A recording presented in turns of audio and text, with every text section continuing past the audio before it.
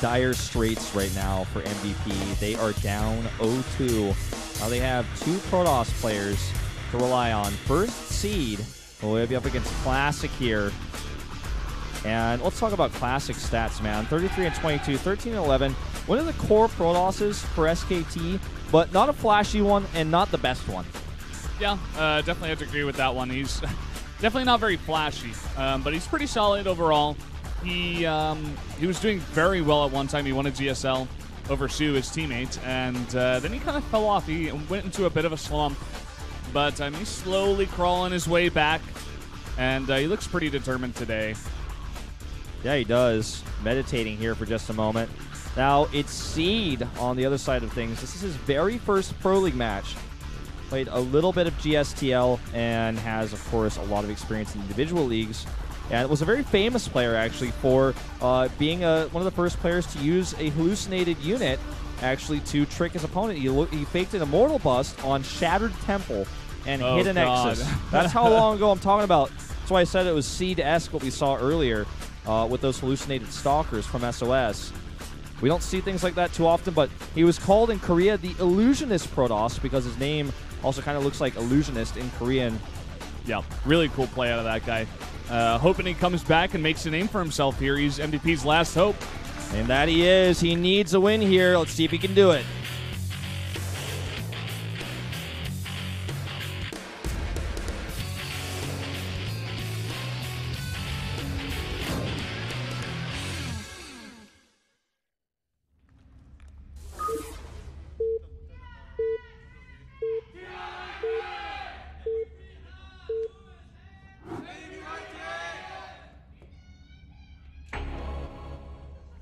Up here in the top left, in the red Protoss player, it is Classic.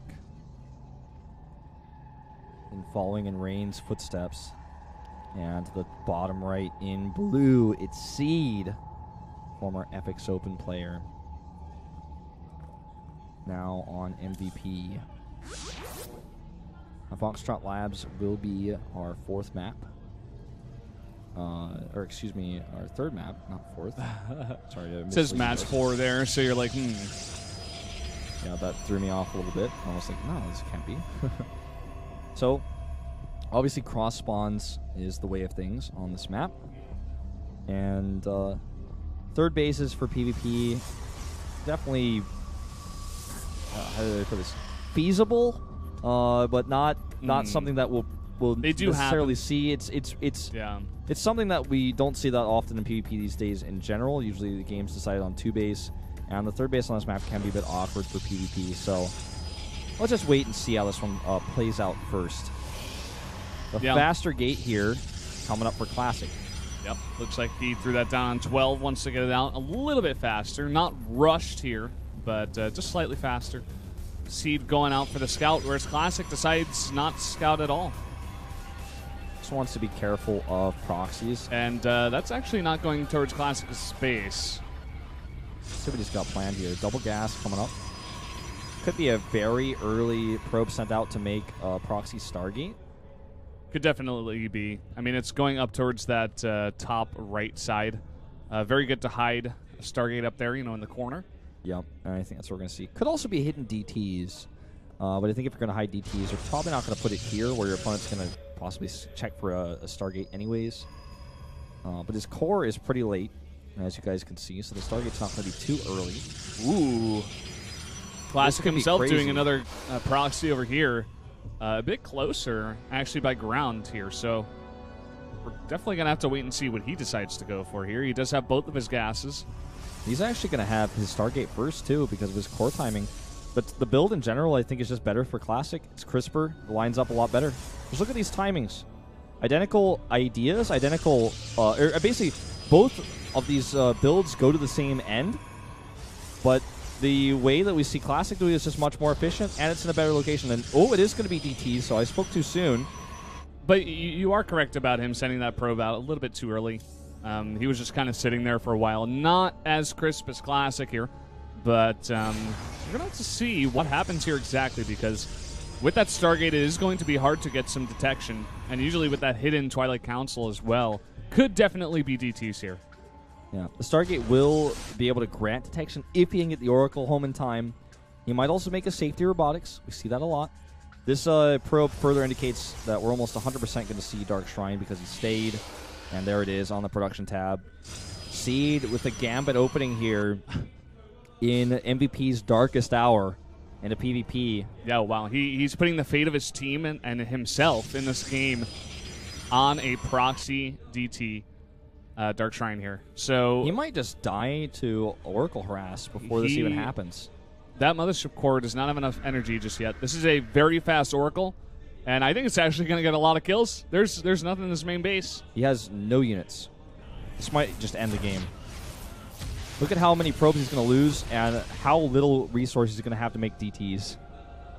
Oh my god. This might actually just straight up end the game. This is actually doing too much damage. He's already up to 7 kills here. He's going to be able to spend all this energy on the Oracle, get 10 kills, and just get away easily. Not the position that Seed wants to be in right now. He does have a chance here with the DTs. Well, is it going to be DTs plural? Can he afford that? He's only got 16 probes. He's going to have 2 gates. 2 DTs is all he's going to be able to afford, but he can only do them stuttered one at a time. Dark Shrine's still not scouted, but he knows what's up. Yep. He should, right? Because he has to. He's already scouted. There's nothing in the main base. There's nothing in the main base. No Oracles have flown into his base at all yet. Probably would have come out if he was doing a similar build to Classic here. All right, so there's no detection. That Oracle does not have enough energy to become a detector. He's going to make a wall here with his units and as well as that pylon. A bit too slow, though. Yeah, see how many kills this gets? Second Oracle is going to pop out, but it's very far away. It's getting closer to enough energy for that reveal. Oh, he's going to have to run away these probes for a very long time here. This might be enough to get him back into this game, but he's going to force this Nexus Cannon to be used. Might have even wanted to sack that, actually, at this point. Okay, there's the Nexus Cannon, and there's that Envision. Unpowers the gates, actually. That's pretty painful. All right, let's take a look at worker counts. It just went away. 19 to 19, though. It's dead even. You can check it on this observing PC. Mm. And we do actually have Seed following up with Blink here. So, you know, going up against Stargate, the Blink Stalker is going to be pretty good here. And can definitely put on the pressure in just a bit here. But again, his economy is pretty wrecked there. He was forced to run away his probes for a very long time, lost 10 of them. But he has somehow caught up, spent probably a lot of Chrono Boost energy on that. Imagine what would have happened if Classic had a Sentry and just force-filled the DTs out. That would have been just absolutely game over. The DT is the only thing that brings Seed back into this game. I mean, it was his build from the beginning, so we, of course, hoped to do damage with it. Stargate is unpowered, so no more Oracles to worry about. And Robotics coming up for extra safety, because even though those Oracles can give you detection, it's energy-based. They're flimsy units. You want to be using them for harassment if you can, you know, to get a little bit more out of them. So, something else to consider is that one of those gateways for Seed is kind of out there. If his Dark Shrine gets scouted, he'll lose all of his tech for the Twilight Council, which means he'll have to remake that for if we go to late game, better Forge upgrades, and charge, which is going to be very important in PvP. And just the gateway itself, losing that is pretty painful. Interesting here that DT actually scouts the 2 Oracles of Classic moving into position to possibly get some more kills. So he's going to actually move his units back here. Nonetheless, of course, probably have enough energy as well. Possibly he might be able for to another Nexus Cannon. Yeah, he might be able to kill these with a Blink because his Blink's about to finish. Let's see how deep Classic wants to go. As he's got 4 Stalkers here. If he waits till the very end to put that Nexus Cannon down, he might be able to grab a kill here. Blinks targets the further away one first, knowing that he was going to get the second one for sure. He doesn't get the first one. 2 base against 1 base, though, now. Yeah, and we have actually Seed with the later robotics facility here. Only makes an Observer, and that's it. Is not going into Immortals. He's a bit behind on that, and already Classic is about to have 2 Immortals out here. So he's definitely way ahead in this. He's got that Nexus up way farther ahead of Seed, and he's also got the better army here. So looking very good for Classic so far. That's so awkward because if he doesn't get Blink, the Oracles are going to do a lot. But if he gets Blink, he delays everything. He has to make more Stalkers, which means he can't be making a Nexus. The unit count for Classic was low for a while, but now that he's had his base up, he can actually replenish that. The reason why we didn't see any Immortals being made is because he didn't have enough money to do that and make a Nexus. Yeah. So he had to make the Nexus, because if he doesn't make a Nexus, then Classic has 2 bases for way too long. He makes a Nexus, he doesn't have Immortals. And, in fact, he still hasn't even started an Immortal. Okay, he just started it right as I was saying that. Yeah, he was listening to you, man. But nice Lucian Scout in here is going to see the robotics timing as well. Sees there's no Immortals as well. Gets a good look at that army supply.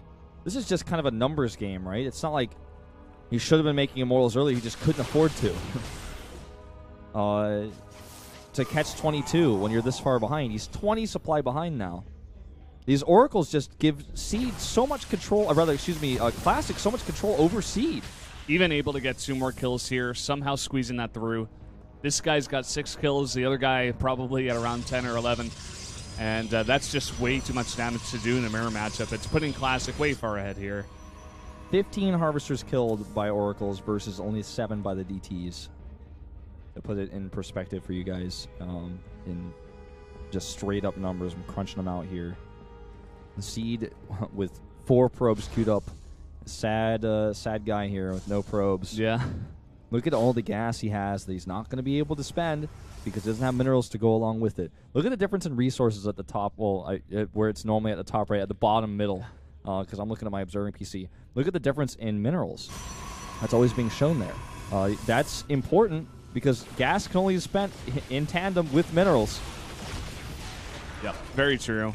I even like Classic. He knows he's ahead, and he puts down 2 cannons in his main because he knows, like, hey, okay, he still has that Dark Shrine somewhere on the map. He can definitely drop DTs into my main, and if I'm not in position, I'm moving on the map or something, I can take a lot of damage. I'm already ahead. Let's get further ahead. Yeah. And just go with that. Play defensive. Get a 3rd base here. That's exactly what he's doing. He knows he has the Bay Tech first.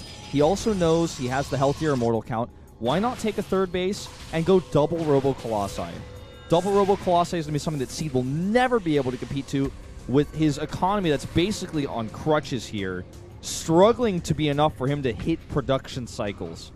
Not alone, that alone is a problem. He's trying to afford his Thermal Lance, which is also late, by the way. His +1, which is also late, by the way, because he's just so far behind in every regard. Yeah, that's the name of the game. He's just so far behind from all the damage that came out and the lack of damage that he was able to do.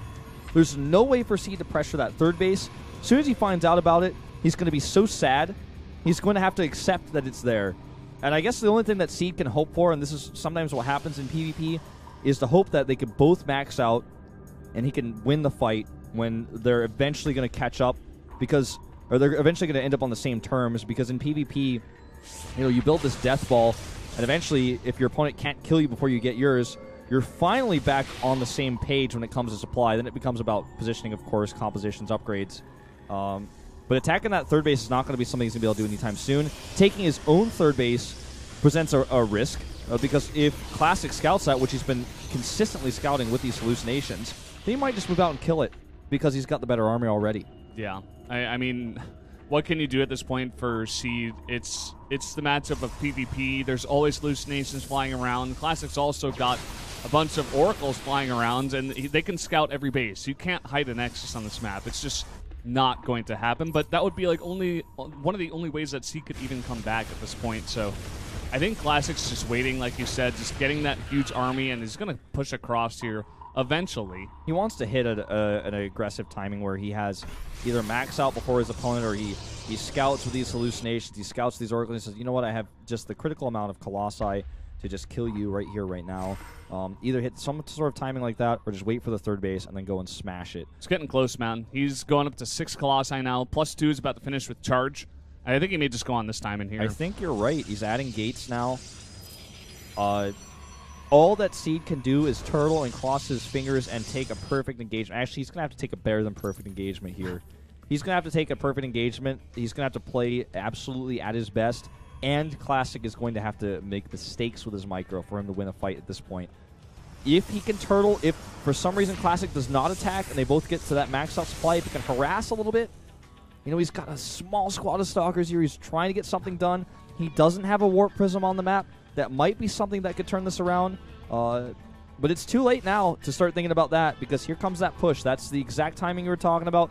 Lining it up with Charge +2, his Templar Archives for Archons, and that Warp Prism is going to be joining for reinforcements and probably Zealot Warpins from behind for flanks. Yeah, he's not giving Seed any more time here. He wants to cut him out of this game. Ended here 3-0, and it's looking like he will. He's just got such a better army here. 8 Colossi out on the map. He's going to add a couple Archons into this mix as well.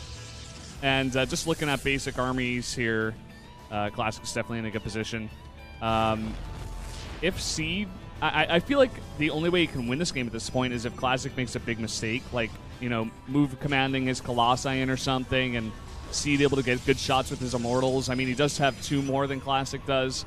That is something that can happen, I guess, but Classic's too good of a player to let that happen. Let's see if he can hit this window before +2 attack is done. That would be amazing. All right. 2 more Colossi on the way for Seed.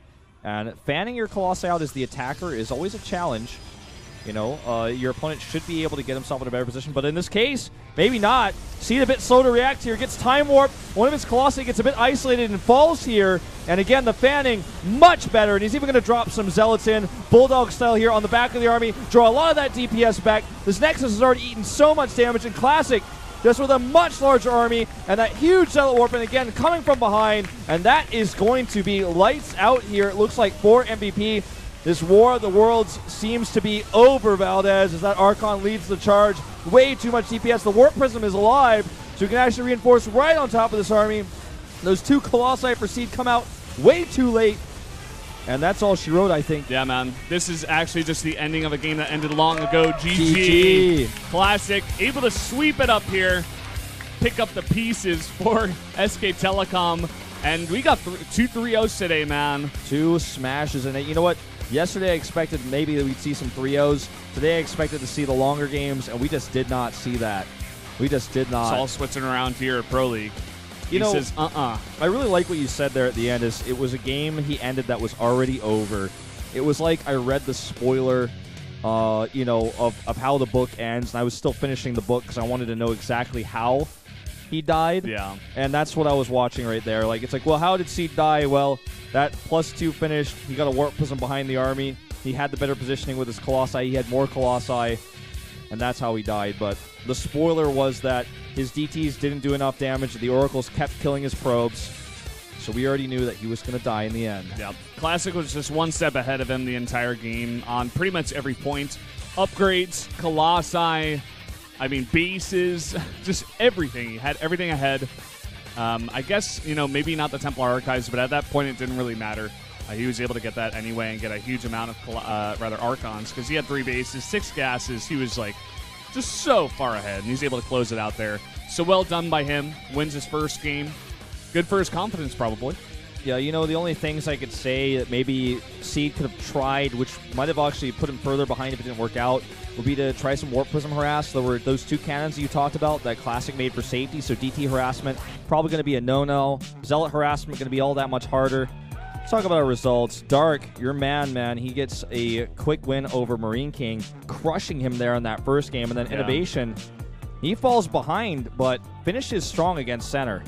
Yeah, I like we said before, just that experience pushing through, just a better player overall. And the game we just saw, Classic able to clean up Seed there. Just a great build, just a slightly faster Oracle. You know, that 12 gate there, able to get that into the base while Seed was going for a very greedy build outside the base. He had like no units for defense at all. So it's a super fast DT rush that was identified early on, and he got that wall up and minimized the damage, pulled his probes quickly.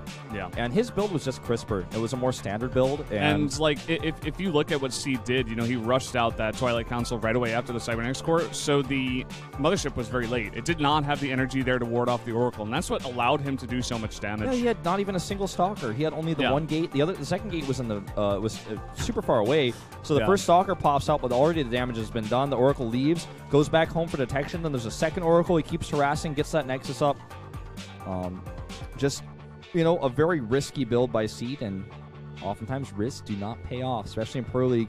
We've seen a lot of risks taken, and I feel like it's like 80-20. Most of the time, you do an all-in or do some sort of cheesy build, you end up getting scaled or end up getting defended. Yeah. PvP, not a very forgiving match.